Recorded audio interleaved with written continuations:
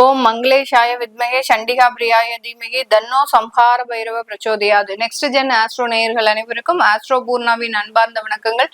இன்னைக்கு நாம பார்க்கக்கூடிய சிறப்பு பதிவு ஆகஸ்ட் மாத பலன்கள். இந்த ஆகஸ்ட் மாதத்துல 3 கிரகங்களின் பெயர்ச்சிகள் அப்படின்றது இருக்கு. அதுவும் மாத கிரகமான அந்த புதனாகப்பட்டவர் 2 தடவை அந்த பெயர்ச்சி ஆகிறார். ஃபர்ஸ்ட் பாத்தீங்கன்னா 6ஆம் தேதி ஆகஸ்ட் மாதம் அந்த தன்னுடைய சொந்த ஆட்சி வீடான அந்த மிதுன ராசியிலிருந்து கடகராசிக்கு பயிற்சி ஆகிறார். மறுபடியும் 23ஆம் தேதி ஆகஸ்ட் மாதம் கடகராசியிலிருந்து அந்த சிம்ம ராசிக்கு பயிற்சி ஆகிறார். அடுத்து 45 நாட்களுக்கு ஒரு முறை பயிற்சியாகக்கூடிய அந்த செவ்வாயாகப்பட்டவர் மாதத்தின் முதல்லையே 3ஆம் தேதி ஆகஸ்ட் மாதம் ரிஷப ராசியிலிருந்து அந்த மிதுன ராசிக்கு பயிற்சி ஆகிறார். இது வரைக்கும் செவ்வாயினுடைய பார்வையில இருந்த அதாவது சனியினுடைய பார்வையில இருந்த அந்த செவ்வாய் பகவான் இப்போ விடுபெற்று அந்த மிதுன ராசிக்கு பயிற்சி ஆகிறார்.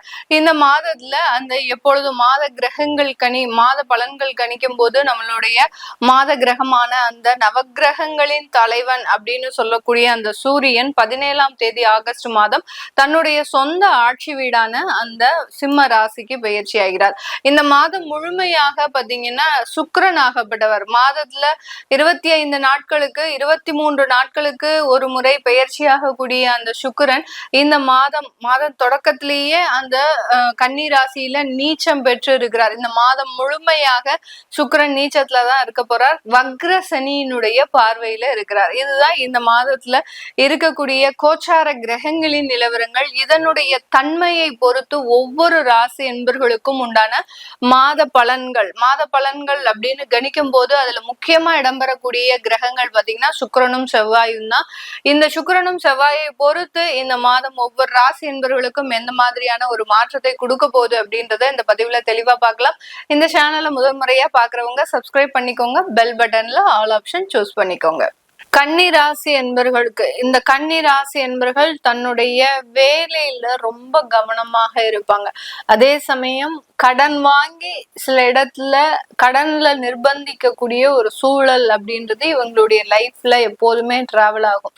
ஏன்னா காலபுருஷனுக்கு 6ஆம் இடத்துல இருக்கக்கூடிய ராசி என்பர்கள் அடுத்து இவர்களினுடைய ராசி அதிபதி புதன் அப்படின்ற இந்த இரண்டும் சேர்றதுனால பாத்தீங்கன்னா கடன் இல்லாத வாழ்க்கை அப்படின்றது இவர்களால மறுக்க முடியாத ஒன்னாக இருக்கும். என்ன அடைச்சாலும் ஒரு கடன் முடிச்சுட்டு இன்னொரு கடன் வாங்க வேண்டிய ஒரு நிர்பந்தம், அந்த கடனை முடிச்சுட்டு திரும்ப இவங்களே ஒரு டாப் அப் பண்ணக்கூடிய ஒரு சூழ்நிலை, இப்படி மாறி மாறி அந்த கடனுடைய டிராவல் பண்ணக்கூடிய ஒரு அமைப்பு அப்படின்றது கண்டிப்பாக இருக்கும். அப்படி இல்லாத இந்த கன்னிராசி என்பர்கள் எனக்கிட்ட ஒரு பைசா கடன் கிடையாது மேடம் அப்படின்றவங்க கண்டிப்பாக நோய் தொந்தரவுகள் இருக்கும். நோய் தொந்தரவுகள்னா பாத்தீங்கன்னா இவங்களே சும்மா ஒரு மாசத்துக்கு ஒரு வாட்டி ஏதாவது ஒரு செக்அப் பண்ணிக்க வேண்டியது. அடுத்து பிபி இவ்வளவு இருக்கு, சுகர் இவ்வளவு இருக்கு, எனக்கு அந்த பிரச்சனை இருக்கு, தலைவலி பிரச்சனை இருக்கு, இந்த மாதிரியான கண் பிரச்சனை இருக்கு, இப்படி ஏதாவது ஒரு பிரச்சனையை காரணம் காட்டி மாதம் மாதம் அந்த மருத்துவத்திற்கு செலவு பண்ணக்கூடிய ஒரு நபர்களாக தான் இந்த கன்னி ராசி என்பவர்கள் இருப்பாங்க. ஆனா லைஃப்லயே ரொம்ப ஜாலியான பர்சன் அப்படின்னு பாத்தீங்கன்னா இந்த கன்னி ராசி என்பர்கள் தான். எவ்வளவுக்கு எவ்வளவு துக்கமும் துயரமும் ஒரு நபர்கிட்ட அதிகமாக இருக்கோ அவ்வளவுக்கு அவ்வளவு ஒரு ஒரு ஒரு என்ஜாய்மெண்ட் பண்ணக்கூடிய ஒரு லைஃபை தன்னைத்தானே மாத்திக்கணும் அப்படின்னு முயற்சி பண்ணக்கூடியவர்கள் நம்ம கன்னி ராசி என்பர்கள். ஒரு நண்பர்கள் பட்டாளம் அப்படின்றது இவர்களுக்கு பின்னாடி இருந்துகிட்டே இருக்கும். இவர்கள் என்ன செய்தாலும் அதற்கு பின்னாடி ஒரு 5 பேர் இருப்பாங்க. அந்த அளவுக்கு ஒரு நண்பர்களோடு சேர்ந்து வாழக்கூடிய ஒரு அமைப்பு வாய்ந்தவர்கள் நம்ம கன்னி ராசி என்பர்கள். அதுலயும் பெண்களாக இருக்கிறாங்க அப்படின்னு பாத்தீங்கன்னா அந்த பெண்களுக்கு அதிகப்படியான ஒரு அந்த நண்பர்கள் தோழிகள் அப்படின்றது அதிகப்படியாக இருப்பாங்க. ஆனா அந்த தோழியில யாராவது ஒருத்தர் இவர்களுக்கு கெடுதல் செய்யக்கூடிய ஒரு தோழிகளாக தான் இருப்பாங்க. அதை இவர்களால் அடையாளம் காணவே முடியாது. எல்லா பிரச்சனையும் அனுபவிச்சு முடிச்சதுக்கு அப்புறம் அவதான் இந்த பிரச்சனைக்கு எல்லாத்துக்குமே காரணம் அப்படின்னு தெரிஞ்சதுக்கு அப்புறம் தான் அதனுடைய வேதனை இருக்கு பாருங்க, ஒரு மீள முடியாத ஒரு வேதனையாக இந்த கன்னிராசி என்பர்களுக்கு இருக்கும். இப்படி இருக்கக்கூடிய இந்த ராசி என்பர்களுக்கு இந்த ஆகஸ்ட் மாதத்துல உங்களுடைய ராசியின் மீதே சுக்கிரன் நீச்சமாக இருக்கிறார். குடும்பஸ்தானாதிபதி ராசியின் மீது, அடுத்து பாக்யஸ்தானாதிபதி ராசியின் மீது நீச்சமாக இருக்கிறார். இந்த சுக்கிரன் நீச்சமாக இருக்கும்போது என்னென்ன மாதிரியான சில விஷயங்கள் நடக்கும்?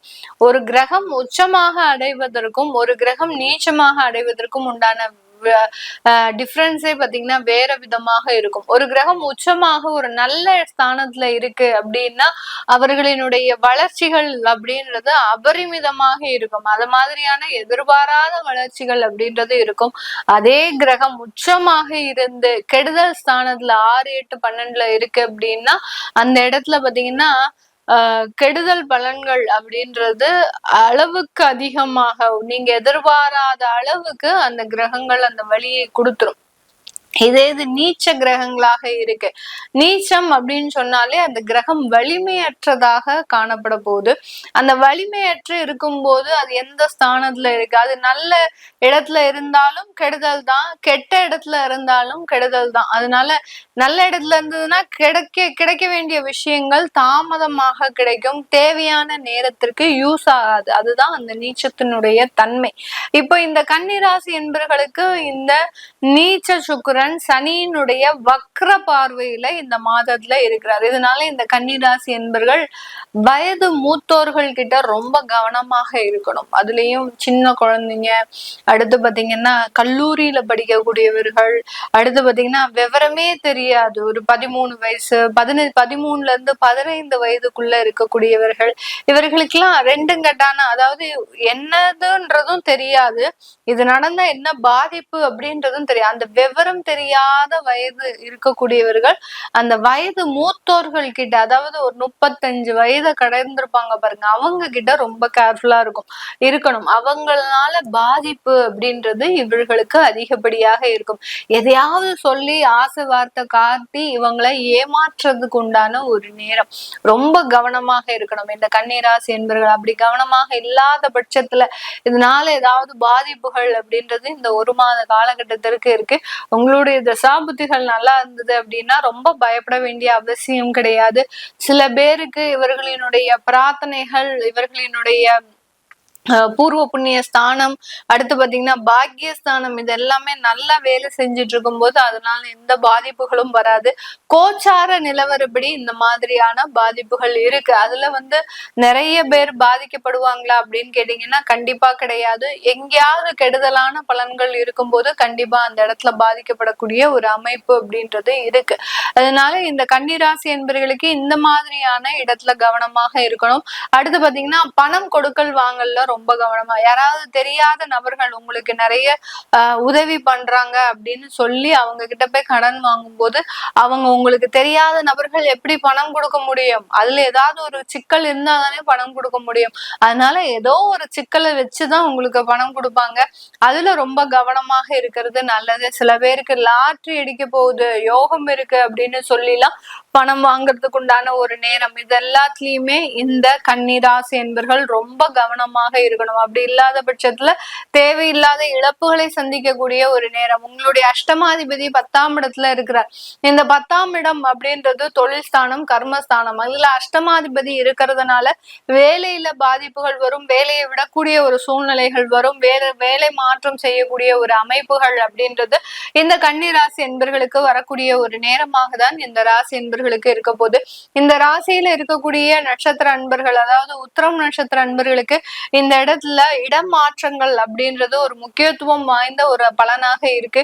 அதனால யாரெல்லாம் இடமாற்றம் செய்யணும்னு நினைக்கிறீங்களோ அவங்க எல்லாம் இடமாற்றம் செஞ்சுக்கலாம். அஸ்தம் நட்சத்திர அன்பர்களுக்கு மிகவும் ஒரு நல்ல ஒரு வாழ்க்கை அமைவதற்குண்டான ஒரு நேரம். ஏற்கனவே சனி சந்திரன் சேர்க்கை, புணர்வு தோஷம், அடுத்து சுக்கிரன் நீச்சமாக இருக்கிறார். இதனால இந்த நெகட்டிவான சில விஷயங்கள் இவர்களுக்கு ஒரு நல்ல ஒரு குடும்ப பாங்கான ஒரு அமைப்பை அமைத்து கொடுக்கறதுக்கு உண்டான ஒரு நேரமாக தான் இந்த அஸ்த நட்சத்திர அன்பர்களுக்கு இருக்கும்.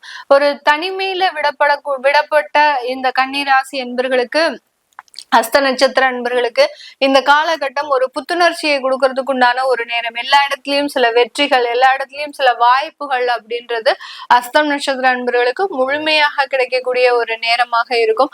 அடுத்து பாத்தீங்கன்னா சித்திரை நட்சத்திர அன்பர்களுக்கு, இந்த சித்திரை நட்சத்திர அன்பர்கள் தன்னுடைய வாழ்க்கையில சந்திக்காத சில பிரச்சனைகள் எல்லாம் இந்த மாதத்துல சந்திக்கிறதுக்கு உண்டான ஒரு நேரம்.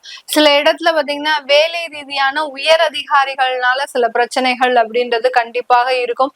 உயரதிகாரிகள் ஒருத்தர் இடமாற்றம் பண்ணி வராங்க அப்படின்னாலே அவங்க கிட்ட ரொம்ப கேர்ஃபுல்லா இருக்கணும். அப்படி இல்லாத பட்சத்துல நான் தான் இந்த அலுவலகத்துல பெரிய ஆளு அப்படின்னு இருந்தீங்க அப்படின்னா உங்களை முதல் ஆளா களை எடுக்க வேண்டிய ஒரு அவசியம் அப்படின்றது அந்த உயர் அதிகாரிகளுக்கு இருக்கக்கூடிய ஒரு நேரமாக தான் இருக்கும்.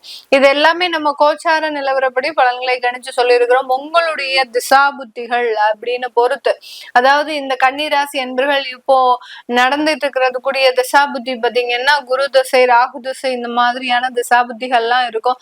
ராகு திசை எல்லாம் பாத்தீங்கன்னா சின்ன வயது, அதாவது ஒரு 17 வயசு 16 வயசுல இருந்து அவங்களுக்கு உண்டான திசாபுத்தியா இருக்கும். அடுத்து குரு திசையெல்லாம் பாத்தீங்கன்னா ஒரு 40 வயதை கடந்தவர்களுக்கு இருக்கும். இப்படி அந்த ராகு, குரு, சனி இந்த மாதிரியான திசாபுத்திகளை சந்தித்து கொண்டு இருக்கக்கூடிய இந்த கன்னிராசி என்பர்களுக்கு உங்களுடைய வாழ்க்கை மாற்றம் எப்படி இருக்க போகுது, நீங்க என்ன தெய்வத்தை வழிபட்டால் இந்த மாதத்துல சில விஷயங்கள் உங்களுக்கு ஈடேறும் அப்படின்னு பார்க்க விருப்பப்படுறவங்க கீழே இருக்கிற நம்பருக்கு வாட்ஸ்அப்ல அப்பாயின்மெண்ட் வாங்கிட்டு நீங்க கன்சல்ட் பண்ணிக்கலாம். உங்களிடமிருந்து விடைபெறுவது உங்கள் ஆஸ்ட்ரோ பூர்ணா. நன்றி, வணக்கம்.